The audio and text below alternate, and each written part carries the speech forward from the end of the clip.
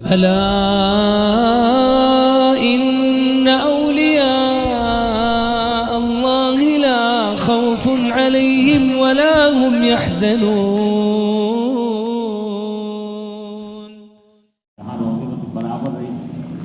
तुम्हारा computer fail हो सकता है मगर फरिश्तों का लिखना मामला वो तो उस कलम के मातहत काम करते हैं जो सबसे बड़ा कलम आला जो तकदीरें लिख चुका उसके मातहत जो उसने लिख दिया वो सब लिख रहे हैं वो। तो इसलिए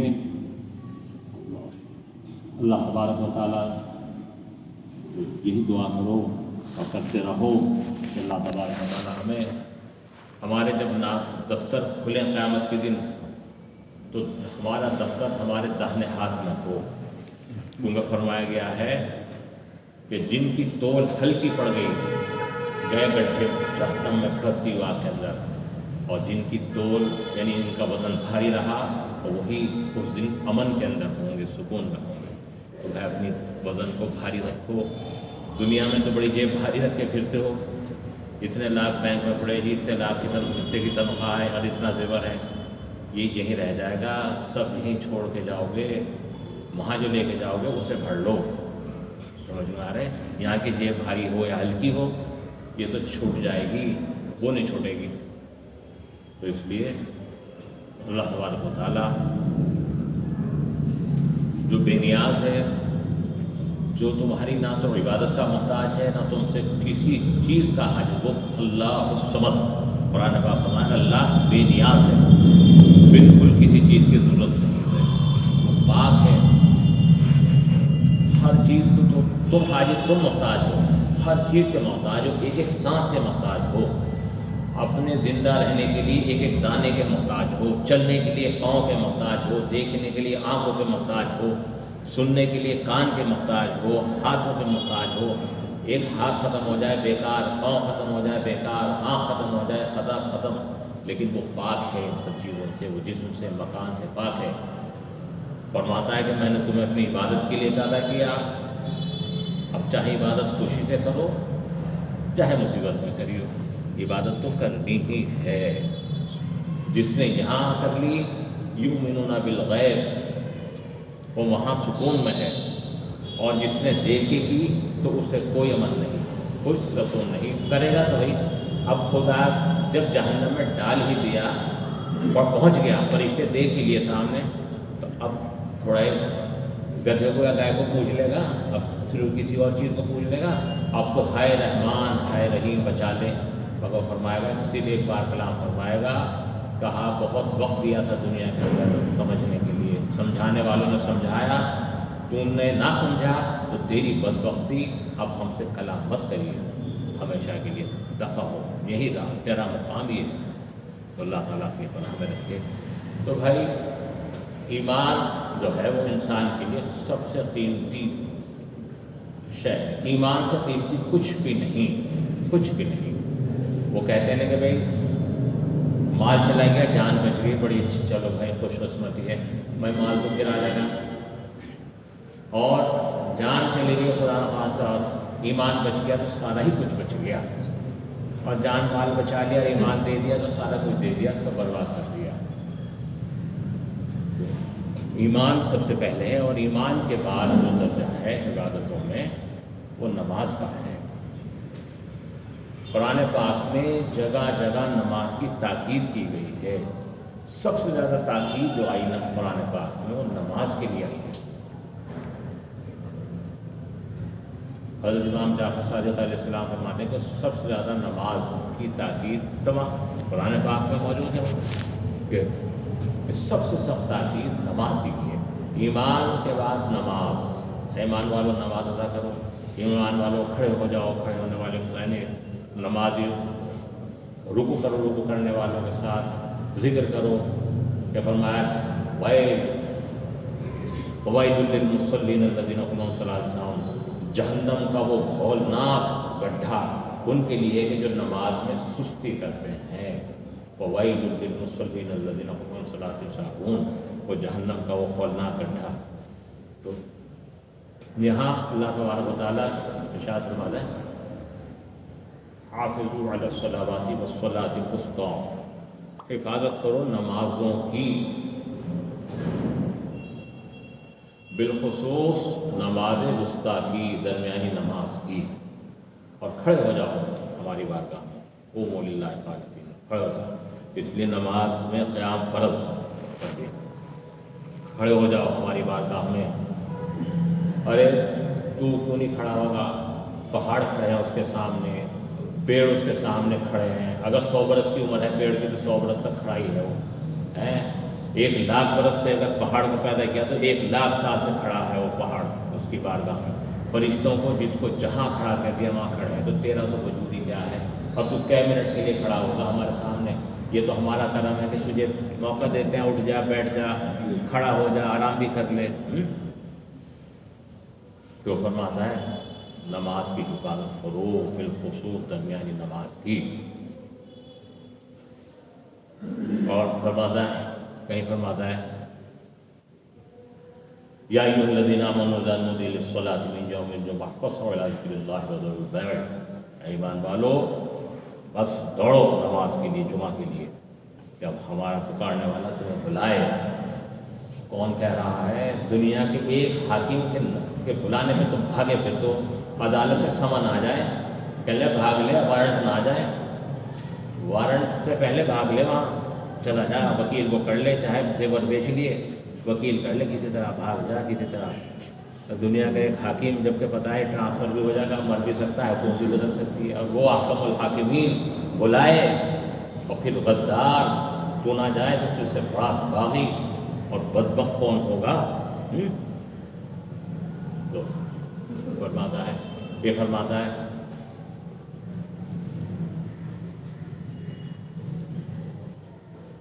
انما اموالکم واولادکم فتنہ واللہ عنده اجر عظیم، تمہارے مال، تمہاری اولاد ہم نے فتنہ بنا دیا اور اللہ ہی کے نزدیک اجر عظیم ہے، یعنی اس کی فرما برداری پر ہی اجر عظیم ہے۔ تو نماز کی تاکید اور حفاظت بار بار کی گئی، اور تم نے کیا اس چیز کو ہلکا سمجھ لیا؟ اللہ کی پناہ ہلکا جانے ہو کہ اللہ کے رسول جس چیز کو ایک بار کہہ دیں کوئی پلٹنے والا نہیں اس حکم کو، بس جو آپ نے فرما دیا وہ خدا ہی کا حکم ہے، اسے کوئی لوٹانے والا نہیں، وہ تو حق ہے۔ فرمایا قرآن پاک میں قوموا للہ قانتین، ہماری بارگاہ میں سرکار دو عالم صلی اللہ علیہ وسلم فرماتے ہیں کہ دل میرا یہ کرتا ہے، میں ارادہ اس بات کا کرتا ہوں کہ اپنی مسلح پر کسی کو کھڑا کر دوں اور مدینے کے نوجوانوں کو اپنے ساتھ لے لوں، اور جو لوگ مسجد میں آنے سے رک گئے ان کے گھروں میں آگ لگا دوں۔ کون کہہ رہا ہے؟ رحمت للعالمین، کہ جن کا حکم نہ زمین ٹالے نہ آسمان ٹالے، کوئی فرشتہ کوئی رسول کوئی نہیں ٹالتا، خدا ہی کا حکم ہے ان کا۔ فرماتے ہیں تو ان کے گھروں میں آگ لگا دوں، مگر مجھے عورتوں اور بچوں پر رحم کا خیال آتا ہے۔ تو گویا آگ لگ گئی۔ میں اپنے مریدوں کو، اپنے پیر بھائیوں کو، جب تھوڑی تعداد، بہت تھوڑے سے بیٹھتے ہیں، کبھی بیٹھ گیا کوئی آگ، کیونکہ وہ یہ سمجھتے ہیں نا کہ بھائی میاں کے پاس جاؤ گے، بھائی کوئی پراپرٹی کی بات تو زیادہ ہونے کی نہیں، پھر سے کہانی نہیں سنانے کی ادھر ادھر کی، بھائی یا تو میرے پاس اتنا تو فالتو وقت ہے نہیں، تھوڑی سی زندگی، کیا پتہ کئی دن کی تو اور زندگی ہے، اور 100 برس کی وغیرہ ہے تو کئی دن کئی منٹ ہیں۔ تو بھائی میں نے تو اپنے پیر و مرشد سے یہی سیکھا، یہی کیا، یہ اقتباس سے لیا، بیٹھ کے ہاتھ تاپ رہے اور واقعات سنا رہے، وہی تو واقعات دماغ میں گھر کر گئے بچپن سے، سفید کاغذ پہ جو لکھ گیا باپ یا استاذ یا پیر، وہ درج ہو جاتا ہے، وہ انمٹ ہو جاتا ہے۔ پھر وہ تو بیٹھتے ہیں تو بھائی ایسا ہے کہ میری دوستی اور میرا تعلق تو اس سے ہے جو مجھ سے مسجد میں ملے، میرا ملاقات کا تو سب سے بڑا گھر مسجد ہے، تم مجھ سے مسجد میں نہیں ملتے تو مجھ سے باہر مت ملو، مرضی آئے ملو، تعلق رکھو نہ رکھو، میرا کچھ نہیں بگاڑ سکتے۔ اتنا بگڑے گا جتنا اللہ تعالیٰ نے لکھ دیا مقدر میں، اتنا بگڑ جائے گا۔ تو اللہ تعالیٰ فرماتا ہے والقدر خیرہ وشرہ من اللہ تعالیٰ والبعث بعد الموت۔ اے اللہ، جب ایمان مفصل آدمی پڑھتا ہے تو اس میں کہتا ہے کہ میں ایمان لایا اس بات پر کہ اچھائی برائی وہ سب تیرے اندازے سے ہے، جو بھی کچھ اچھائی برائی پہنچے گی۔ بھائی مال بھی لوٹ سکتا ہے، خدا نخواستہ جان بھی لوٹ سکتی ہے، اللہ اپنی حفاظت کر رکھے، مگر پروردگار کو ہی حفاظت فرمانے والا ہے۔ ہماری جان مال، عزت آبرو کی اور ایمان کی سب تیرے قبضہ قدرت ہے۔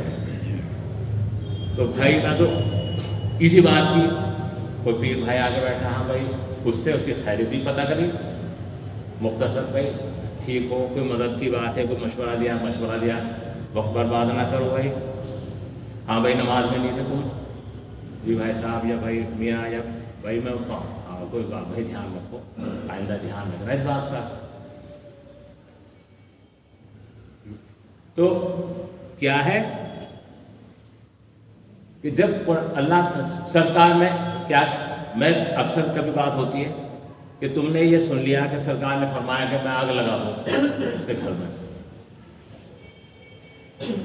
تو آگ لگ گئی، آگ تو لگ چکی، اللہ تیری پناہ، وہ تمہیں دیکھ نہیں رہی آگ میں، تیرا گھر اجڑ جائے، تیری عورتیں بھاگیں، تیری لونڈیاں بھاگیں، تیرے لڑکے بھاگیں، تو مکان سے برباد ہو، سلنڈر پھٹ کے مرے، کہیں راستے میں مرے، خدا پناہ میں رکھے۔ آگ لگ چکی، آگ تو اللہ تیرے حبیب پاک سرکار کی حفاظت کر رکھی ہے، آگ تو لگ گئی، وہ تو اس آگ کو تھام لیا سرکار نے، کیسا نہ ہو گھر میں بچے ہیں مر جائیں جل کے، تو آگ تو لگ گئی، اور یہاں نہیں لگی تو جہنم میں لگ گئی۔ جو سرکار کہہ دیا اسے ٹالنے والا زمین آسمان میں کوئی نہیں ہے، وہ تو خدا کا حکم ہے۔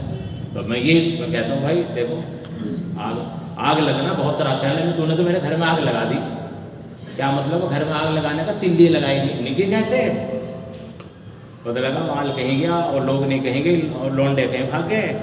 اب گھر میں آگ لگنا کسے کہیں؟ وہ تو آگ لگ کے بستر ہی جل رہا، یہ تو پورا گھر تیرا نسل تک مٹ گئی۔ تو اللہ تیرے حبیب پاک صدقہ جو وہ فرما دیں، جبھی تو فرما دیں اللہ تو کہ بے پناہ خدا کے غضب سے وہی پناہ ہے، انہی کی چوکٹ پہ پناہ نہیں ہے کہیں۔ ہاں تو بھائی اب رہی بات یہ، دیکھو حضرت علی سے نہیں پڑھ سکتے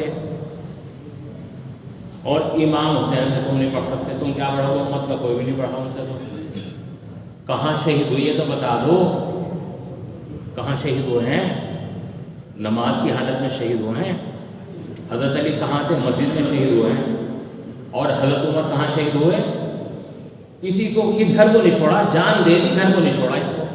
آج وہ فرقہ جو بدبخت جو یہ کہتے ہیں نا یہ خون نہیں کر رہا ہے، وہ سمجھ لو زندیق ہے، دیوس ہیں زمانے کے، زندیق ہیں۔ ابے امام حسین نے تو کربلا کے اندر اپنی جان دے دی سجدے کی حالت میں، تو کیسا حسینی ہے؟ تو کہے نماز کوئی چیز نہیں، تو دیوس ہے، پڑھ لے ترجمہ کا دیوس ملعون۔ ایسے کے بارے میں امام غزالی فرماتے ہیں کہ یہ کافروں سے بدتر ہیں، ایسے لوگ جو کھلے کافروں سے بدتر ہیں، بدترین منافق ہیں یہ لوگ۔ حضرت فاروق اعظم یہاں پر اچھا لگا تھا، آپ کے لوگ نام لگتے ہیں فیروز نے مارا تھا، فیروز دولو، یہاں پر اچھا لگا آپ کے، یہ مسانہ پھٹ گیا، آنکھ پھٹ گئی تھی، تو آپ نے دوسرے کو صحابی کو مسلح پہ کھڑا کیا اور آپ پیچھے آ گئے، بے ہوش ہو گئے، آپ کو اٹھا کے لائے مسجد میں مسلح پر، یعنی نماز کی حالت میں برشا مار دیا، تو کہاں گئے؟ نماز میں۔ تو اس کا کیا پتہ دیتی ہے کہ نماز ایک ایسا اہم ستون ہے دین کا، سب سے اہم ترین، کہ بڑے بڑے یعنی جب ان کی موت بھی ہوئی دنیا سے گئے تو بھی نمازی کی حالت میں چلے گئے وہ، تو تم اسے کم مت سمجھ لینا، معاذ اللہ کم آنکھ لوگے، سرکار کی کسی سنت کو بھی کم آنکنا کفر ہے، کوئی بھی سنت ہو، یہ تو سنت عظیمہ ہے نماز۔ تو حضرت علی کہاں نمازی کے لیے تو آپ آئے تھے جب آپ کے اوپر وار کیا تھا اس نے، ابن ملجم نے جب آپ پہ وار کیا تھا مسجد میں تو آپ تشریف لائے تھے، اور امام حسین کہاں تھے؟ کربلا میں سجدے کی حالت میں تھے۔ تو جو حسینی ہو یا جو اپنے آپ کو صحابیوں کا ماننے والا کہے، فاروقی کہے، چاہے وہ حسینی کہے، تو یہ دیکھ لے کہ نماز سے باہر نہیں ہے۔ اب اس کے ساتھ یہ ذہن رکھو کہ ایمان کی یہ دونوں چیزیں لازم و ملزوم ہیں، اس سے ہٹ کے نہیں ہیں۔ نہ تو یہ سمجھو کہ ایمان ہے یا نہیں ہے، معاذ اللہ وہ کفر ہے، آیا نماز پڑھو یا نہ پڑھو کوئی بات نہیں، وہ بھی کافر ہے، دونوں گئے نہیں۔ ایمان ان کی روح ہے اور یہ تمام اس کا جسم ہے، ایک بدن اور ایک روح، تبھی تمہارا جسم ہے۔ بھائی میں انسان ہوں، میرا نام طارق ہے، تو طارق کا وجود کہیں سے ہے؟ ایک روح اندر کام کر رہی ہے، ایک جسم باہر کام کر رہا ہے، ان میں سے دونوں کی جدائی موت ہے، اسی کا نام تو موت ہے۔ جسم الگ ہو گیا، روح الگ ہو گئی، موت ہو گئی۔ تو عمل اور ایمان دونوں جب ایک جگہ ہیں تو ایمان ہے، اسلام اسی کا نام اسلام ہے۔ وہ جب الگ الگ ہو جائیں تو سمجھ لو کفر ہے۔ وہ ایمان گیا تو اب کچھ نہیں رہا تیرے پاس، اور عمل گیا تو ایمان کہاں دیکھے گا؟ عمل تو اسی جگہ دیکھ رہا تھا، روح تو جب ہی دیکھ رہی تھی، پتہ لگ رہا تھا کہ روح ہے، چل رہا، آنکھ سے دیکھ رہا، زبان سے بول رہا ہے، وہ یعنی منصہ شہود، یعنی یا جگہ یا مظہر جس کو کہتے ہیں اظہار ہونے کی جگہ، وہ ہے جسم۔ خیر، اب رہی بس ایک بات، اللہ تبارک دیکھو جہاں فرمایا حافظوا علی الصلوات والصلاۃ الوسطیٰ، حفاظت کرو نماز کی، درمیانی نماز کی، سورہ بقرہ کے اندر ہے۔ واقعہ کیا چل رہا ہے آپ یہ دیکھو، بس ایک اور کرو، عورتوں کے ساتھ یہ حسن سلوک کرو، اگر طلاق دو تو ایسے دو، اور حیض میں ہو تو ایسے ہوں، یہ بات یہ چل رہا ہے ہمارے دل، چلتے چلتے ایک دم حافظوا علی الصلاۃ والصلاۃ الوسطیٰ۔ آج میں سوچی بھائی یہ کیا ہوا ایک دم؟ بھائی عورتوں کا ذکر آ رہا تھا، بھائی ایسے رہنا ہے آپ کو ان کے ساتھ، بھائی ایک دم کیا؟ ہاں، تو حضور فرماتے ہیں خبردار، یہ تمہاری زندگی میں جھک جھوڑ دینے والی چیز ہے تمہیں، کہ تم دنیا میں ایسے الجھے رہتے ہو، عورتوں میں، بچوں میں، اپنے کام میں، تو اسی طرح تمہیں سمجھایا ایک دم کہ فوراً ایک دم حافظوا علی الصلوات والصلاۃ الوسطیٰ، خبردار، یہ عورتوں کا ذکر بھی ہو رہا ہے، سب کچھ ہو رہا ہے، ایسے رہنا ہے، اگر طلاق دو تو ایسے دینا ہے، مگر الجھ نہ جانا بیچ میں، خبردار، اب نماز کا وقت ہے، فوراً نماز ہٹ چھوڑ دو سب، حافظوا علی الصلاۃ والصلاۃ الوسطیٰ، کھڑے ہو جاؤ، وقوموا للہ قانتین، کھڑے ہو جاؤ نماز کے لیے۔ تو بتایا کہ نظم یہ ہے، اس کا معنی یہ ہے کہ ایک دم کیسے ذکر آ گیا اس میں نماز کا؟ بھائی بھی تو یہ چل رہا تھا ذکر، ایک دم کیسے آ گیا؟ کہا خبردار، دنیا میں پھنسے رہو گے تم، کوئی کاروبار کر رہا ہے، کوئی دکان پہ بیٹھا ہے، کوئی مریضوں کو دیکھ رہا ہے، کوئی وکیل ہے، مقدمہ لڑ رہا ہے، کوئی آفس میں ہے، کوئی کہیں ہے، کوئی بیوی کے ساتھ ہے، کوئی بچوں کے ساتھ ہے، یہ ایک دم اللہ اکبر، کان فون کھڑے ہو جاؤ، ایک دم چلو۔ قرآن کا نظم یہی ہے، بتائیں کہ چھوڑ دو، سب کو چھوڑ دو، ہاں، ورنہ ایک دن ہم چھڑوا دیں گے، اور ایسا چھڑوا دیں گے کہ بیوی روتی رہے گی اور بچے تمہارے دہڑے ماریں گے، تمہارے جنازے کو لپٹیں گے اور کوئی روکنے والے نہیں ہوگا، ماں کہے گی جلدی سے دفن گیا ورنہ سڑ جائے گا شام تک۔ ایک دن ہم چھڑوائیں گے، وَلَن يُؤَخِّرَ اللَّهُ نَفْسًا إِذَا جَاءَ أَجَلُهَا، ہرگز مہلت نہیں دیں گے، پھر چھڑوا دیں گے، سب کچھ چھڑوا دیں گے۔ اب رہی ایک چیز اور ہے بات،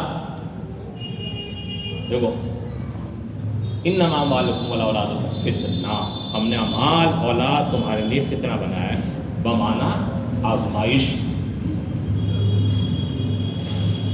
میں اکثر کہہ دیتا ہوں، مرید آئے، بڑی کڑوی بات میں، ابا بھی اکثر کبھی کبھی ہمارے میں آگے، بھائی تمہیں اجی میں یہ مکان مل جائے، اجی میں دکان مل جائے، اجی میں مل جائے، بھائی تجھے اس کے علاوہ کوئی اور نہیں سوچتا ہے یار یہاں آ کے، بس پیر کی بارگاہ میں آ کے، اب یہ تو مل ہی جائے گا، جیسا کہاں کھود رہا تیرے مقدر میں، بس کوشش وہاں کر لے جہاں سے کبھی ہٹنا نہیں ہے، وہ والی چیز کو ڈھونڈ لے،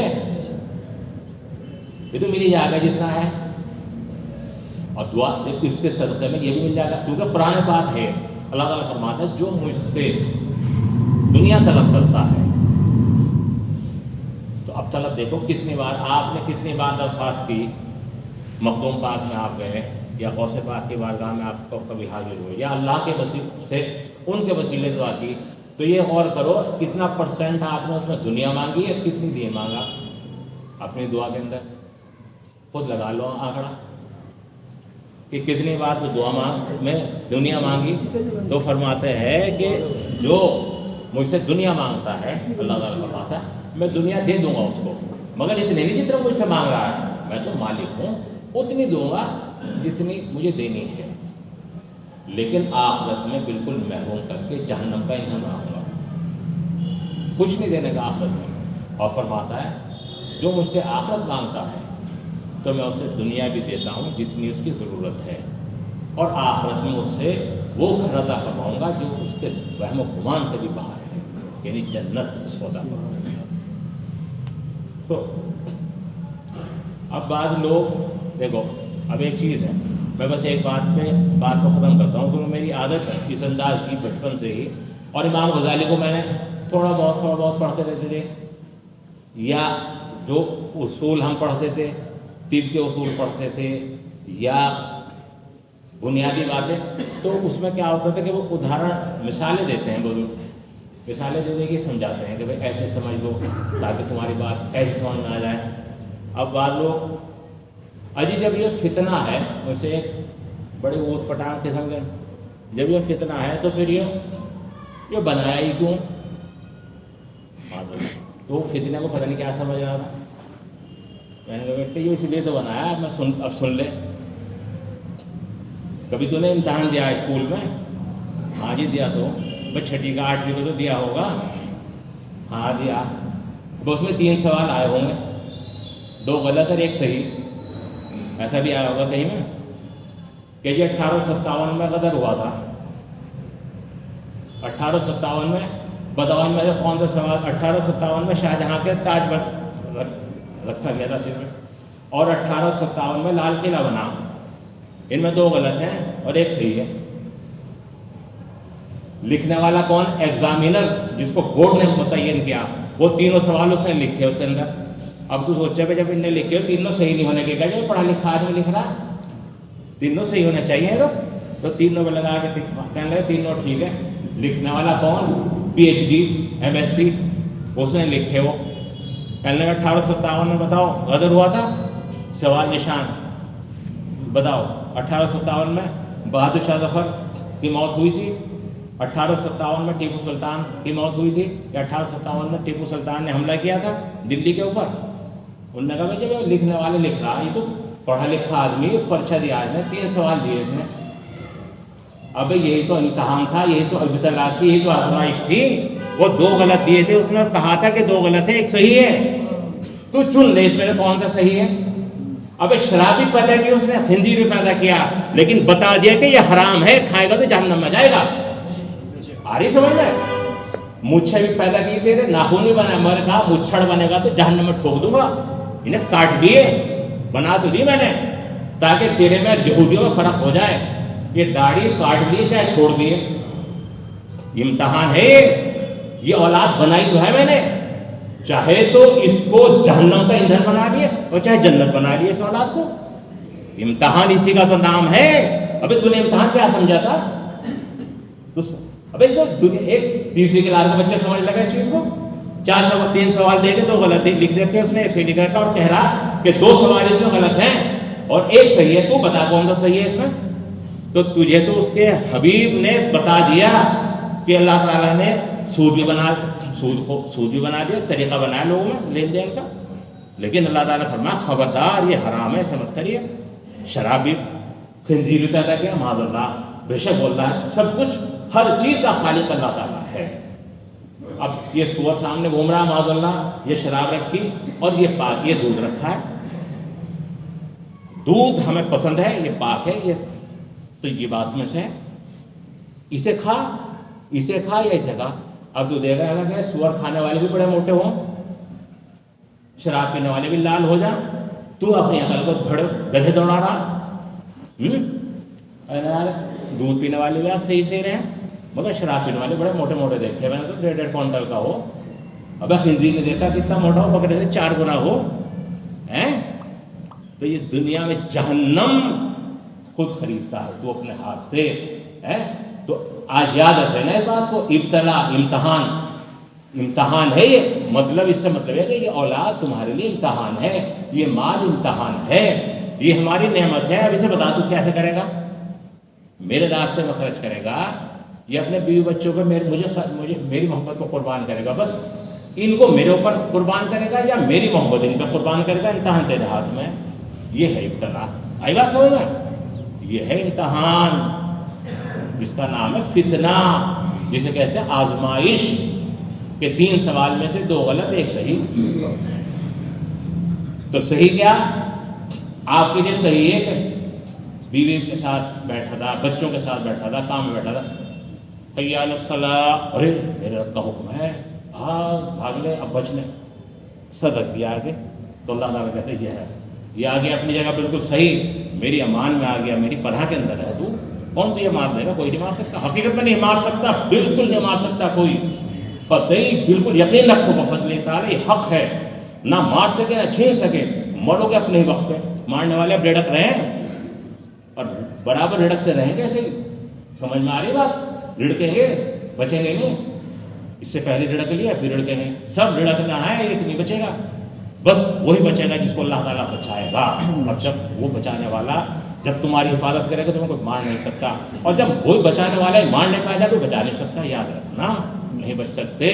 شداد نہیں بچے, نمرود نہیں بچے, فرعون نہیں بچے. سمجھ گئے؟ ابراہیم لنکن نہیں رہا دنیا میں. آری بات سمجھ میں؟